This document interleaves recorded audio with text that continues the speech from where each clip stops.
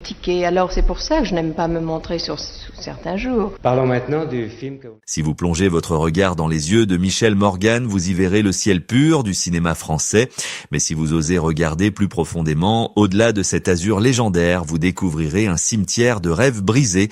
Pourquoi la femme que l'on qualifiait de plus parfaite du siècle a-t-elle confessé au crépuscule de sa vie que son existence n'avait été qu'une suite de rôles tragiques qu'elle n'avait jamais voulu jouer ? Bienvenue sur Icônes à silence, le sanctuaire où nous ne nous contentons pas d'admirer les statues de marbre, mais où nous écoutons les cœurs qui battent et se brisent derrière la légende.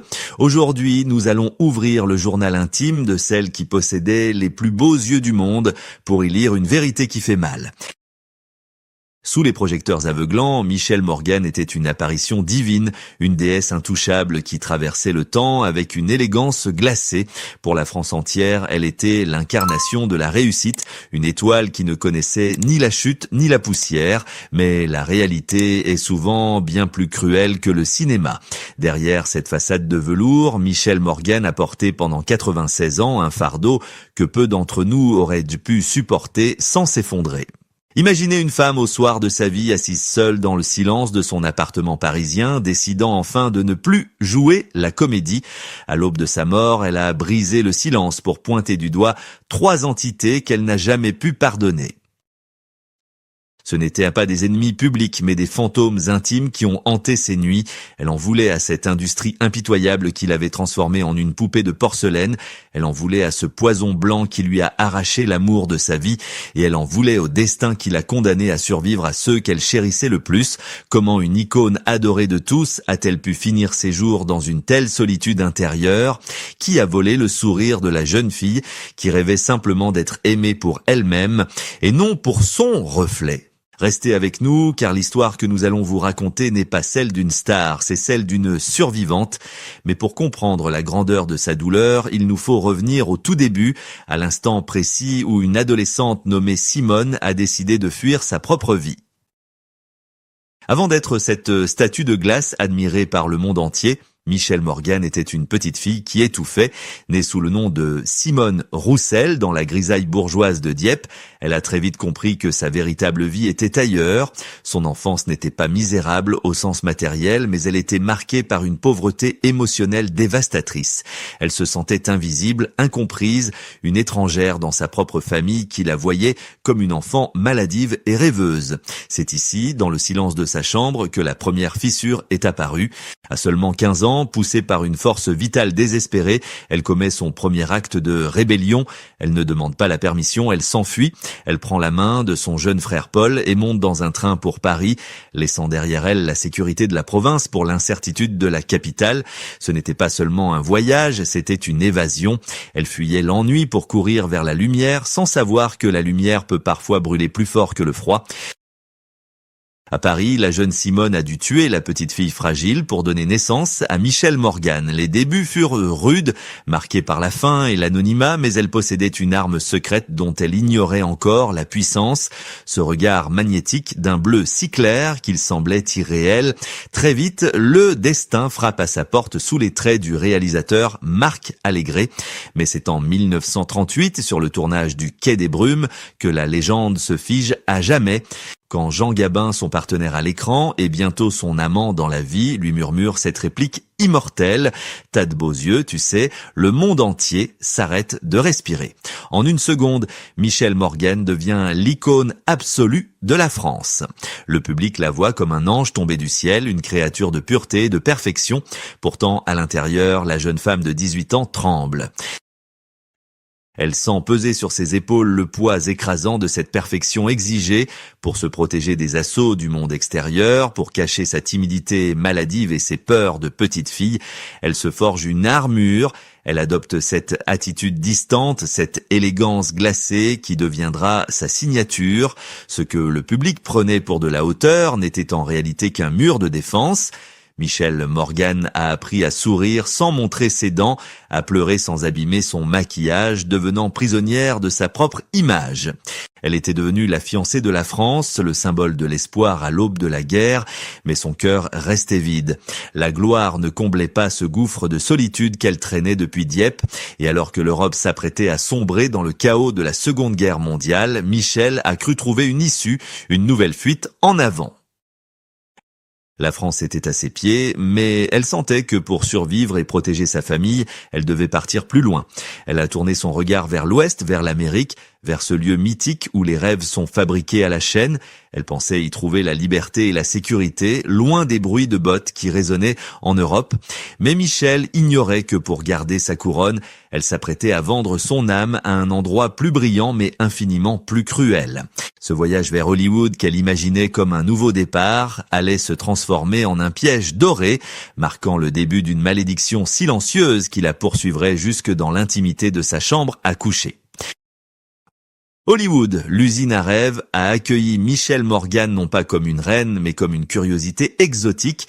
Les studios américains, obsédés par la rentabilité, ne voyaient pas en elle une artiste à la sensibilité fleur de peau, mais un produit à modeler. Ils ont tenté de la changer, de la standardiser, de transformer son charme français unique en une beauté américaine générique. C'est là, sous le soleil impitoyable de la Californie, que Michèle a découvert la brutalité cachée derrière les sourires éclatants.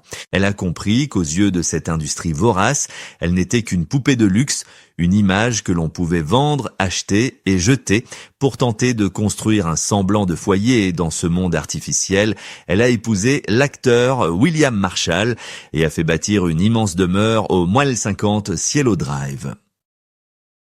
Retenez bien cette adresse car elle résonne aujourd'hui encore d'un écho sinistre dans l'histoire d'Hollywood. Bien avant que cette maison ne devienne le théâtre de l'horreur avec l'affaire Sharon Tate des années plus tard, elle fut pour Michèle Morgan le décor d'une solitude absolue. C'était un palais de style campagne française, magnifique et imposant, mais dont les murs semblaient suinter une froideur inexplicable. Michèle y vivait comme une princesse en exil, errant dans des couloirs trop grands, entourée d'un luxe qui ne réchauffait pas son cœur. Elle avait cru bâtir un sanctuaire, elle s'était construit une prison dorée. C'est dans cette maison, censée abriter le bonheur, qu'elle a ressenti les morsures d'un mariage qui s'effritait et d'une carrière qui ne la nourrissait pas. Elle a compris que l'Amérique ne lui donnerait jamais ce qu'elle cherchait éperdument, une âme. La richesse matérielle ne pouvait compenser la perte de son identité.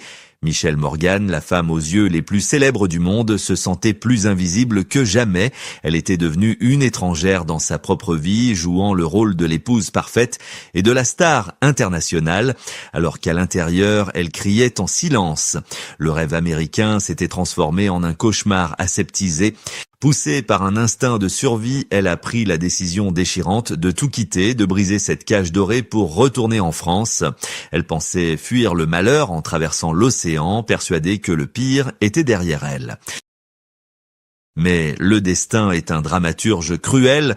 En rentrant à Paris, Michèle pensait retrouver la paix et la liberté. Elle ignorait qu'elle courait droit vers une passion dévorante qui allait la marquer au fer rouge. Elle allait rencontrer l'homme qui serait à la fois son plus grand amour et sa plus grande douleur. Elle avait échappé à la prison froide d'Hollywood, mais elle s'apprêtait à entrer dans une lutte bien plus terrifiante. Un combat contre un démon invisible qui ne portait pas de costume de producteur, mais qui se cachait dans l'ombre de l'homme qu'elle allait aimer jusqu'à la folie.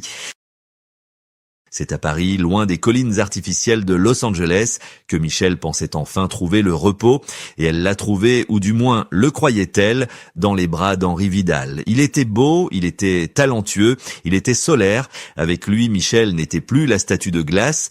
Elle était une femme passionnément amoureuse, prête à tout pour construire ce bonheur familial qui lui avait tant manqué. Le public français les adorait. Ils formaient le couple idéal, l'image même de la réussite et de l'amour glamour. Les magazines sur papier glacé se les arrachaient, immortalisant leur sourire complice, mais personne, absolument personne, ne voyait ce qui se passait une fois les photographes partis et les portes de l'appartement refermées. car Henri Vidal ne venait pas seul, il traînait avec lui une ombre immense, un démon chimique qui le dévorait de l'intérieur. La drogue, ce poison insidieux, s'était invité dans leur intimité, transformant leur histoire d'amour en un combat quotidien pour la survie.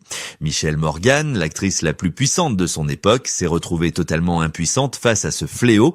Elle a troqué ses robes de soirée pour l'habit d'infirmière et de gardienne. Combien de nuits a-t-elle passé à veiller sur lui, à essuyer ses sueurs froides, à tenter de le retenir au bord du précipice. Elle a multiplié les cures de désintoxication, cachant la vérité aux journalistes, mentant pour protéger l'honneur de son mari, souriant sur les plateaux de tournage alors que son monde s'effondrait en coulisses. Elle croyait que son amour suffirait, elle pensait avec la naïveté de ceux qui aiment trop qu'elle pourrait le sauver par la seule force de sa volonté, mais l'industrie du cinéma, cette machine à broyer, continuait de solliciter Henri, indifférente à sa fragilité, le renvoyant sans cesse dans la lumière crue qui brûlait ses ailes. Le drame atteint son paroxysme en décembre 1959. Le cœur d'Henri Vidal, épuisé par des années de lutte et d'excès, cesse de battre.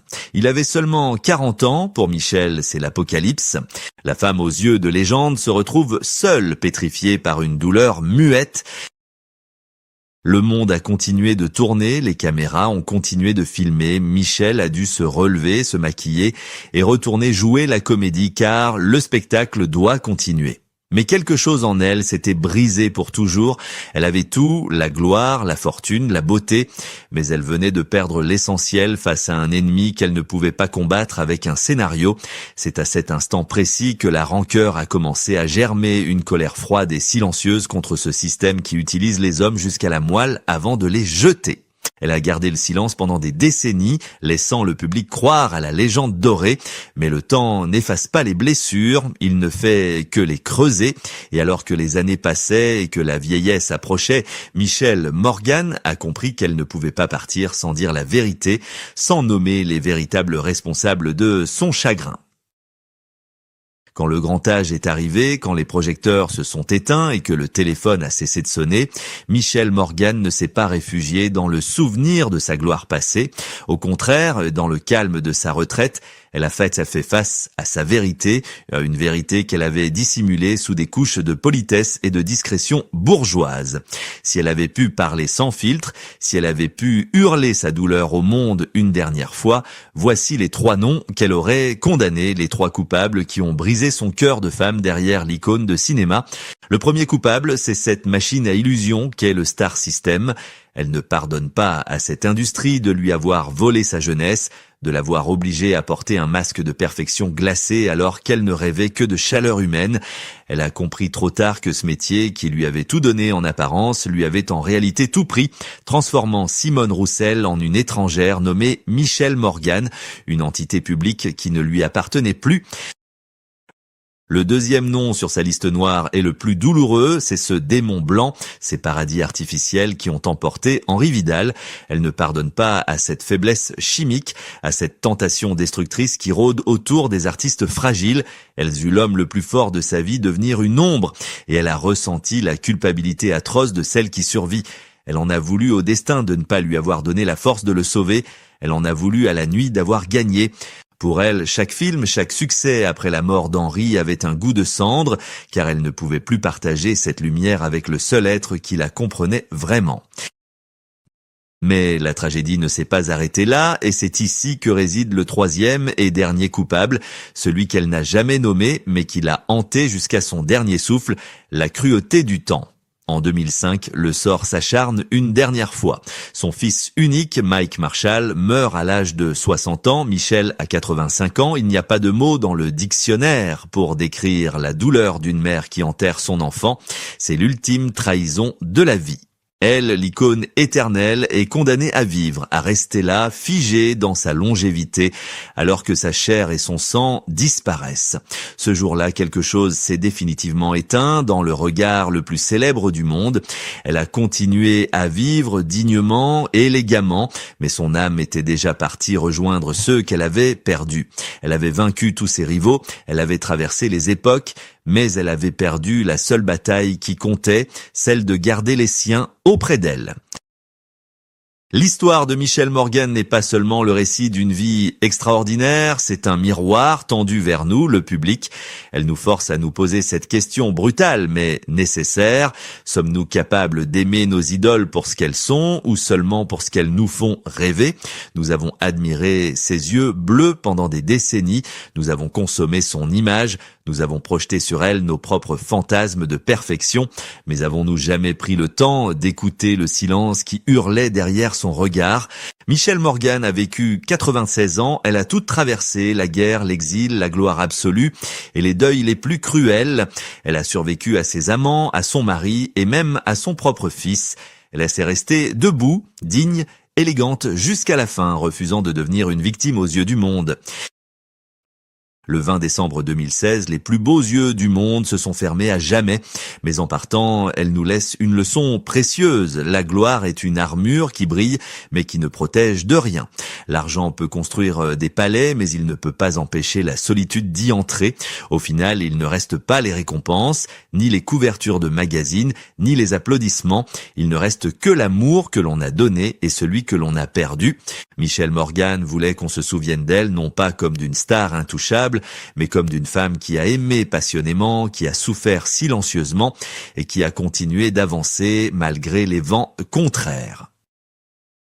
Aujourd'hui, quand vous regarderez à nouveau le Quai des Brumes, ne cherchez plus seulement la lumière dans ses yeux, cherchez-y la profondeur de l'océan, beau, mystérieux et parfois terrifiant. C'est là que réside sa véritable beauté, dans cette humanité blessée qu'elle a su transformer en art. Merci d'avoir partagé ce voyage intime avec nous sur Icônes un silence.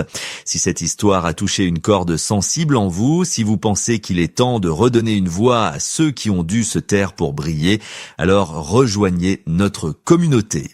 Abonnez-vous et partagez cette vidéo pour que l'on n'oublie jamais que derrière chaque icône, il y a avant tout un cœur qui bat. À très bientôt pour une nouvelle histoire, un nouveau silence à briser et une nouvelle légende à redécouvrir.